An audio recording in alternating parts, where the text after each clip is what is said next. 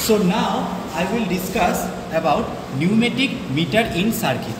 Pneumatic meter in circuit মানে কি, আমরা এখানে ওয়ার্কিং ফ্লুইড হিসাবে আমরা এয়ারটা ইউজ করব।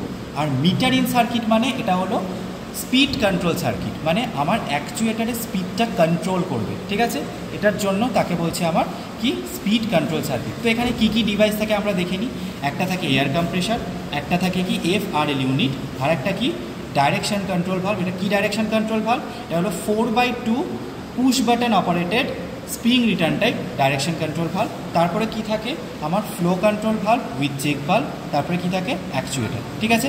এবার আমার ওয়ার্কিংটা আমি বলে দিই। তো ওয়ার্কিংটা কি হবে, আমার অ্যাটমসফিয়ার থেকে এয়ারটাও সাক করবে, করে এয়ার কম্প্রেসার কী করবে, এয়ারটাকে কম্প্রেস করবে, মানে আমার প্রেশারাইজ করবে, করে আমার কোথায় ফার্দার পাঠাবে হলো FRL ইউনিটে। FRL ইউনিটে কী থাকে, ফিল্টার, রেগুলেটর, লুব্রিকেটার। তো এয়ারটা কী করবে, ও ফিল্ট্রেট করবে, করে রেগুলেট করবে সার্কিটে এবং লুব্রিকেশন দেবে আমার পার্টসের মধ্যে, দিয়ে ও কোথায় যাবে, ডিসিবির ফার্স্ট পজিশনে যাবে। তো ডিসিবির ফার্স্ট পজিশনটা কী হবে, আমার এখান থেকে দেখো আমি গ্রিন পেন দিয়ে ড্র করেছি যে যেমনভাবে কোনভাবে যাচ্ছে এয়ারটা। তো প্রথমে ফ্লো কন্ট্রোল ভালভের থ্রু আমার কোথায় যাবে, অ্যাকচুয়েটারের ক্যাপ এন্ডে। কারণ কি চেক ভালভের থ্রু কিন্তু যাবে না, কারণ কি check valve one directional valve, ঠিক আছে, নন রিটার্ন ভালভ, তার মানে যে কোনো একদিকে যাবে।